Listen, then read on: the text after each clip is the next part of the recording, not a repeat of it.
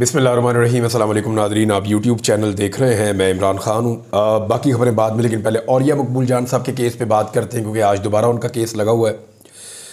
देखिए, उसूली तौर पे औरिया मकबूल जान साहब ने जो बात की थी, जिसकी बुनियाद बनाकर और जिसका जवाज़ बनाकर उन्हें गिरफ़्तार किया गया, तो वो मामला था मुबारक सानी केस वाला। उसमें औरिया जान साहब का एक मौक़िफ़ था और यही मौक़िफ़ जो है वो दुनिया भर के उलमा इकराम का था। पाकिस्तान के जितने भी उलमा इकराम हैं वो सारे यही कह रहे थे, तमाम मकातब फ़िक्र के, कि यहाँ पे काजी फ़ायद ईसा साहब ने आइन और कानून से मुतसादम एक ऐसा फ़ैसला दिया है जिससे कोई ख़त्म नबूवत का मामला जो है वो दरपेश आ गया। औरिया मकबूल जान साहब ने भी यही बात की थी और उनका भी यही मौक़िफ़ था, क्योंकि वो भी दूसरे उलमा इकराम की तरह एक आलिम दीन भी हैं और यानी वो दीन के स्टूडेंट हैं और इसके ऊपर वो बहुत काम भी करते हैं। मैंने उन्हें उनके कई बहुत सारे खुतबात भी सुने हैं। उसके अलावा वो एक सहाफ़ी भी हैं, एक लिखारी भी हैं और एक ब्यूरोक्रेट भी रहे हैं। वो एक बड़ी काबिल एहतराम शख्सियत है। तो औरिया मकबूल जान साहब को इस मामले को बुनियाद बनाकर उठाया गया था। तो कहना उनका ये था कि काजी साहब ने गलत किया, लेकिन जिस दिन औरिया मकबूल जान साहब का 4 दिन का रिमांड दिया गया, उस दिन काजी फ़ायद ईसा साहब ने अपने उस फैसले को खुद ही गलत करार दे दिया जो बात औरिया मकबूल जान साहब कह रहे थे। यानी जो औरिया साहब ने कहा वही काजी फ़ायद ईसा साहब ने भी कह दिया बाद में कि ठीक है, वो फैसला गलत हो गया था, कलदम हो गया, अब नया फैसला जारी कर दिया गया। तो औरिया साहब के ऊपर ये जो मुकदमा और इसका जवाब ये तो हो गया ख़त्म, ज़ीरो। अब उन्हें अंदर नहीं रखा जा सकता, ये बात हम सब कर रहे हैं। लेकिन इसके अलावा 2-3 और छोटी छोटी चीज़ें इस मामले के साथ जोड़ दी गई।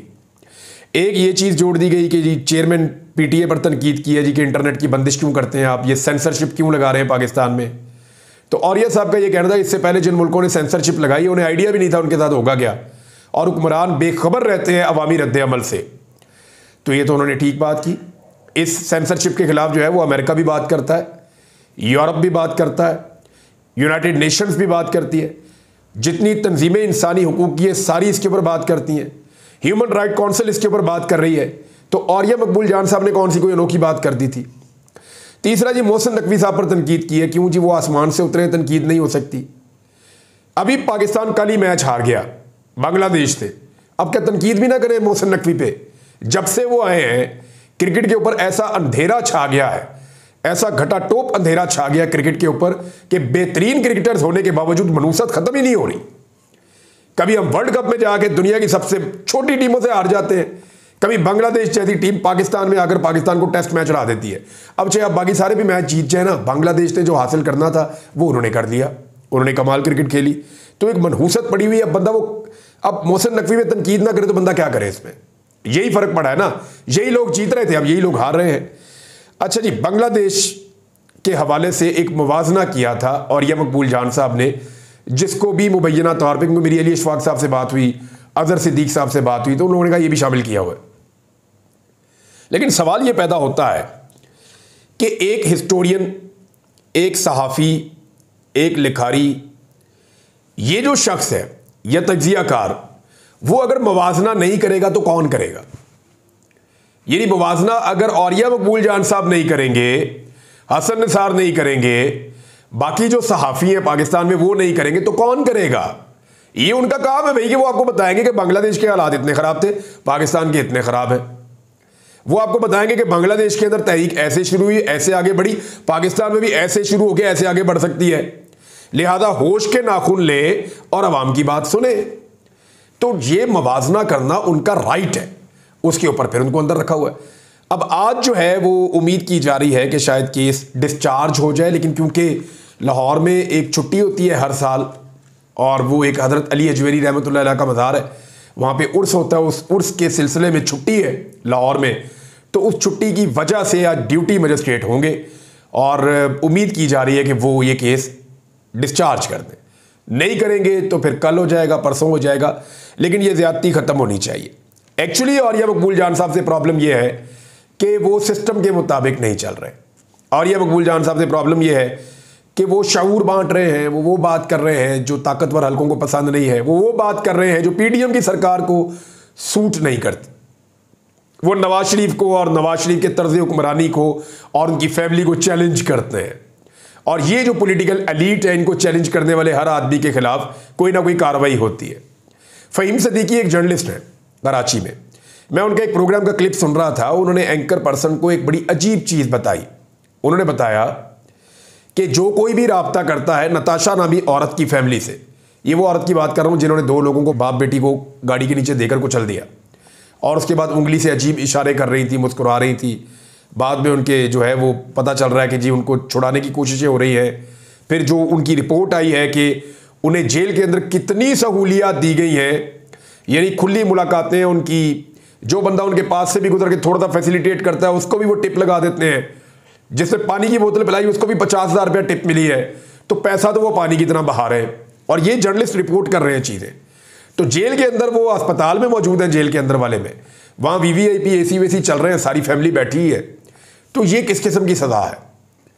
तो फ़हीम सदीकी साहब बता रहे हैं कि जब भी कोई उनकी फैमिली से रब्ता करता है और किसी जर्नलिस्ट ने अगर रब्ता करने की चंद सहाफ़ियों ने कोशिश की तो कहीं और से फ़ोन आ जाते हैं कि जी आपने इनको तंग नहीं करना, इनसे रब्ता नहीं करना, इनके बड़े एहसानात हैं पाकिस्तान के ऊपर।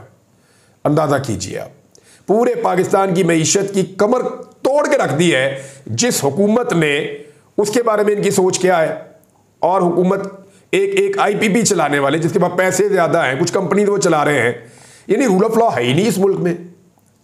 आप अमेरिका में चले जाएं, यूरोप में चले जाएं, बिलियनियर्स भी कोई होगा ना, अगर कोई गैर कानूनी हरकत करेगा सड़क के ऊपर तो उसको मौके पर सजा मिलना शुरू हो जाएगी।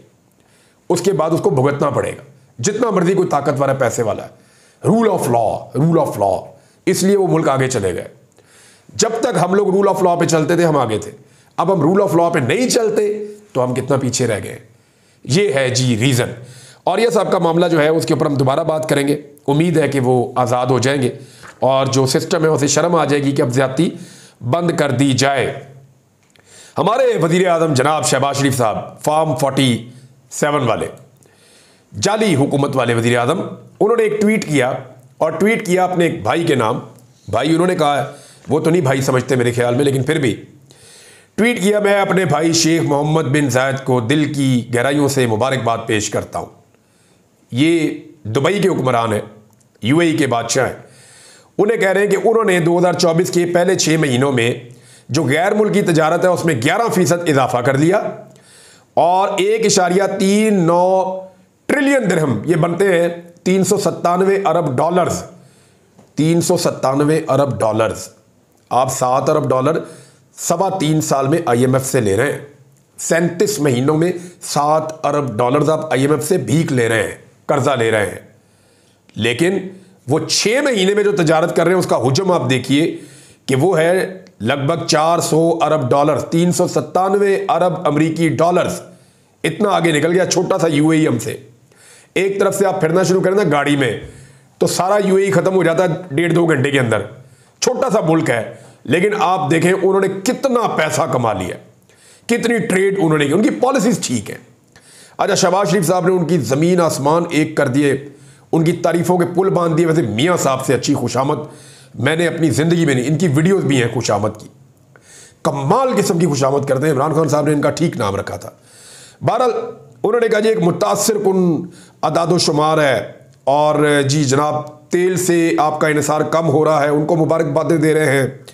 आपकी तवज्जो बड़ी ज़बरदस्त है, बड़ा अहम किरदार अदा कर रही है, आप जिद्दत लेकर आ रहे हैं अपने मुल्क के अंदर। और मुत्तहिदा अरब अमारात के हाइनस और उनको कह रहे हैं जी कि सदर मोहम्मद बिन जायद की काबिल क़यादत में काबिल एतमाद आलमी तजारती शराकतदार और सहूलतकार के तौर पर उभरा है।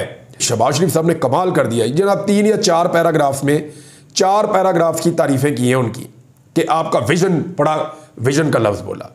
ये एवं नहीं राना मशहूद ने विजन का लफ्ज़ बोला, ये विजन का लफ्ज़ ऊपर से नीचे ट्रिकल डाउन इफेक्ट है। ये बड़े मियाँ साहब से विजन चलता है, नीचे तक आता है। ये अपने से ऊपर वाले को कहते हैं ताड़ा कमाल विजन है, इनसे नीचे वाले को कहते हैं तू मैनू कह कि मेरा कमाल विजन है। तो ये है इनका तरीका वारदात। तो वो विजन जो है वो उठा के पहुंचा दिया अपने बड़े भाई कह रहे हैं यूएई को। इतनी तारीफें उनकी की, लेकिन जो उनकी तारीफें कर रहे हैं उनकी अपनी हालत आप देखें। जिस ट्विटर पे शहबाज शरीफ साहब ने ट्वीट किया एक्स के ऊपर, वो पाकिस्तान में बैन है। और हमारे वज़ीर आज़म ने जो ट्वीट किया है या एक्स के ऊपर पोस्ट की है वो वीपीएन लगा के की है, गैर कानूनी हरकत करते हुए। उसके बाद अपने मुल्क की मईशत इसी शख्स ने पूरी तरह तबाह कर दी है जो दूसरे मुल्क के हुक्मरान की तारीफ कर रहा है। सरमायाकारी पाकिस्तान की तारीख का 50 साल का रिकॉर्ड तोड़ के नीचे ले आए हैं। महंगाई पाकिस्तान में तारीख का 50 साल रिकॉर्ड इन्होंने तोड़ा है। नौजवान मुल्क छोड़ छोड़ कर जा रहे हैं। जो नौजवान अपने जोरे बाजू के ऊपर फ्रीलांसर्स के तौर पे पैसा बना रहे थे, इंटरनेट को तबाह बर्बाद करने के बाद, बहुत सारी एप्लीकेशंस पर पाबंदियां लगाने के बाद, एक फायरवॉल इंस्टॉल करने के बाद, बुनियादी इंसानी हुकूक जो आपको मिलते हैं सोशल मीडिया के इस्तेमाल के लिए, उनको छीनने के बाद उन नौजवानों का कारोबार भी इन्होंने तबाह कर दिया। वो डॉलर लेके आ रहे थे पाकिस्तान में IT के शोबे में, और उनको भी इन्होंने तबाह कर दिया है, उनकी कमर तोड़ डाली है। सरमायाकार मुल्क छोड़ छोड़ के जा रहे हैं। यानी जिस UAE की ये तारीफ कर रहे हैं, 12,000 पाकिस्तानी कंपनियां 1.5 साल में वहां चली गई, वहां जाकर रजिस्टर्ड हो गई। 12,000 पाकिस्तानी कंपनियां। नौजवान बड़ी तादाद में मुल्क से भाग रहे हैं। ब्रेन ड्रेन हो रहा है। जो पढ़े लिखे लोग हैं, जो स्किल्ड लोग हैं, जो लोग माहिर हैं अपने शोबों के अंदर, वो पाकिस्तान को छोड़कर जा रहे हैं। इंडस्ट्री पाकिस्तान में लगातार बंद हो रही है। हर दूसरे दिन कोई नई इंडस्ट्री की खबर आती है कि ये भी बंद हो गई। बिजली और गैस खित्ते में सबसे महंगी बिक रही है, पेट्रोल महंगा तरीन बिक रहा है। तो ऐसी सूरत हाल में शहबाज शरीफ का बनता है कि किसी और की तारीफ करें? ये पाकिस्तानियों के जख्मों पे पहले जख्म लगाते हैं, फिर नमक छिड़कते हैं। पहले हमारी इकॉनमी पूरी तरह तबाह कर दी, बर्बाद कर दी। पाकिस्तान का 2-2.25 साल के अंदर बैठा बैठा के रख दिया इन्होंने, और उसके बाद अब दूसरों की तारीफें कर करके हमारे जख्मों के ऊपर दमक छिड़क रहे हैं। इनकी पॉलिसीज की वजह से ये पाकिस्तान यहां तक पहुंचा है। अब एक जो स्टेटमेंट है वो अताउल्लाह तारड़ का है जी। ये बहुत इंपॉर्टेंट है, आपके सामने मुझे रखना है, क्योंकि बात हो रही थी हुकूमत की 2/3 अक्सरियत और आइन में तरमीम की। जब इन्होंने ये जॉइंट सेशन बुलाया था ना, तो बहुत सारे दानिश्वर, बहुत सारे सहाफ़ी वो ये क्लेम कर रहे थे कि अब ये करेंगे कानून साजी या आइन में तरमीम करेंगे। अब ये 2/3 अक्सरियत मैनेज कर ली है इन्होंने, ये कहा जा रहा था। लेकिन 2/3 अक्सरियत फिलहाल मैनेज नहीं हुई और अभी नहीं है उनके पास। इसलिए अता तारड़ ने तो कह दिया, जो इंफॉर्मेशन मिनिस्टर है उसने कह दिया जी कि कोई नहीं हो रही, ये नहीं हो रही जी, हम नहीं कर रहे। अदलिया के अंदर किसी किस्म की हम अब तब्दीली नहीं करने जा रहे, कोई तरमीम हम नहीं करने जा रहे आइन में अदलिया के हवाले से। हालांकि ये बार बार कहते रहे कि ये करने जा रहे हैं, यानी एक तरफ खड़े नहीं होते, कभी कहते हैं कर रहे हैं, कभी कहते हैं नहीं कर रहे। जो जरदारी साहब जाकर मिले हैं ना फजलुर रहमान से, वो उनसे इसलिए मिले हैं ताकि फजलुर रहमान साहब 2/3 अक्सरियत पूरी करने में उनकी मदद करें। अगर फजलुर रहमान साहब उनके साथ जाकर खड़े हो जाते तो उनकी 2/3 अक्सरियत तकरीबन पूरी हो जाती और वो बहुत करीब पहुंच जाते। PTI का हल्का फुल्का 1-2 बंदे तोड़ के जो आज़ाद हैं, उन्हें कहा जाता कि जी आप ज्वाइन कर दें फलां पार्टी को, या आप आज़ाद ही रह जाएं, आप हमें वोट डाल दें, तो कुछ ना कुछ करके ये मैनेज कर लेते। लेकिन क्योंकि फजलुर रहमान साहब ने इनकार कर दिया है, तो इनकी जो हंडिया है वो बीच चौड़ाए जो है वो टूट गई है। अब इनके पल्ले कख नहीं है कि ये 2/3 अक्सरियत के साथ आइन में तरमीम करें।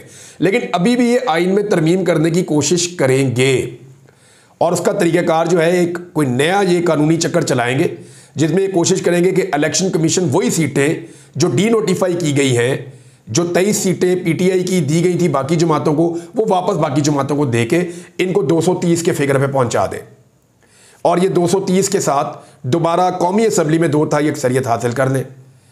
फिर इनको 5 से 6 वोट एक्स्ट्रा चाहिए होंगे सेनेट के अंदर, और वो ये कैसे हासिल करेंगे, उसका ये बंदोबस्त करने के लिए दोबारा फजलुर रहमान साहब के पास जाएंगे, बार बार उनको मिलेंगे, कामिल अली आगा साहब के पास जाएंगे, कुछ और लोगों के पास, मेंगल साहब के पास जा सकते हैं। तो ये उनसे मदद मांगेंगे कि आप हमें मदद दे के ये कानून साजी आप करवा दें किसी तरह।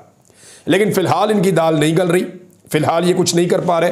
हो सकता है कि आने वाले दिनों में ये कुछ करने के काबिल हो जाएं, लेकिन अगर ये करेंगे भी तो ये मामला जाएगा सुप्रीम कोर्ट ऑफ पाकिस्तान में, जहां अब तक की इतला और आदाद-ओ-शुमार के मुताबिक काजी फायज ईसा साहब अकलियत में है, वो अक्सरियत में अभी तक नहीं है। तो नाज़रीन, फिलहाल तो आसिफ अली जरदारी साहब की जो उम्मीदें थी या आसिफ अली जरदारी साहब की जो ऑफर्स थी, उनको मौलाना फजलुर रहमान साहब ने इग्नोर किया है, क्योंकि फजलुर रहमान साहब को भी यही पता है कि ये हुकूमत ने जितना तबाही फेर दी है इकॉनमी की, जितनी बर्बादी इन्होंने कर दी है, अब इस सारे का बोझ अगर मैं अपने ऊपर उठा लूंगा तो इनको पड़ने वाली बदवाओं का रुख मेरी तरफ हो जाएगा। तो कोई भी आदमी अपनी सियासत की इतनी बड़ी कुर्बानी देने से पहले देखता है कि उसको उतनी कीमत वसूल हो रही है या नहीं हो रही। या तो फजलुर रहमान साहब को सदर पाकिस्तान के ख्वाब दिखाए हुए थे कि ये सदर पाकिस्तान बनेंगे, और बड़े बड़े ख्वाब इनको दिखाए गए थे। अब उनमें से ओहदा भी कोई नहीं मिला फजलुर रहमान साहब को, और उनसे मांगी जा रही है कुर्बानी के जनाब अब आप अपनी सियासी मकबूलियत भी कुर्बान कर दे। जितना गंद हमने इस मुल्क की इकॉनमी में मारा है, जितना हमने आम आदमी की कमर को तोड़ा है, वो सारा जिम्मा आप अपने सर ले लें, हमारी सफ़ों में आकर खड़े हो जाए और हमें वोट डाल दें। तो फजलुर रहमान साहब को उन्होंने अक्लमंदी का मुजाहरा किया। फिलहाल उन्होंने जरदारी साहब को ऐसे इग्नोर किया जैसे मरी रोड के ऊपर नवाज शरीफ साहब जा रहे थे और वहाँ पे आसपास गुजरने वाले अवाम मियाँ नवाज शरीफ साहब को इग्नोर कर रहे थे। यानी मियाँ साहब की हालत तो अब ऐसी है कि वो जहाँ से गुजरते हैं लोग उन्हें इग्नोर करते हैं, उनकी तरफ देखते भी नहीं है, और ये मियाँ साहब का अपना किया धरा है। नाज़रीन, काजी फायद साहब की एक्सटेंशन के सवाल पे महमूद खान अचकज़ई साहब ने एक स्टेटमेंट दिया। उन्होंने कहा कि एक्सटेंशन जो है वो किसी की भी नहीं होनी चाहिए, ना किसी जर्नैल की, ना किसी कर्नल की, ना किसी जस्टिस की, किसी जज की भी नहीं होनी चाहिए। उन्होंने कहा ज़ियाउल हक ने एक्सटेंशन ली तो कई बेहतरीन जर्नैल ज़ाया हो गए, ये जनाब कहना था। इमरान खान साहब अगर जनरल बाजवा को एक्सटेंशन ना देते तो हो सकता है कि इमरान खान साहब की हुकूमत तब्दील ना होती, नया आर्मी चीफ होता, नया जर्नैल होता, वो बाजवा साहब की तरह अपने आप को बहुत सारी चीज़ों में एंगेज ही ना करता और मामला नॉर्मल तरीके से चलते रहते। हो सकता है इमरान खान साहब अपनी मुद्दत पूरी कर लेते, चीज़ें पाकिस्तान में नॉर्मल रहती और पाकिस्तान भी इस हालत में ना पहुंचता। तो एक एक्सटेंशन से जो शुरू होने वाली कहानी है वो कहाँ तक पहुँचती है, इसका अंदाज़ा आप कर लीजिए। अब तक के लिए इतना ही। अपना ख्याल रखिएगा, अपने चैनल का भी। अल्लाह हाफ़िज़।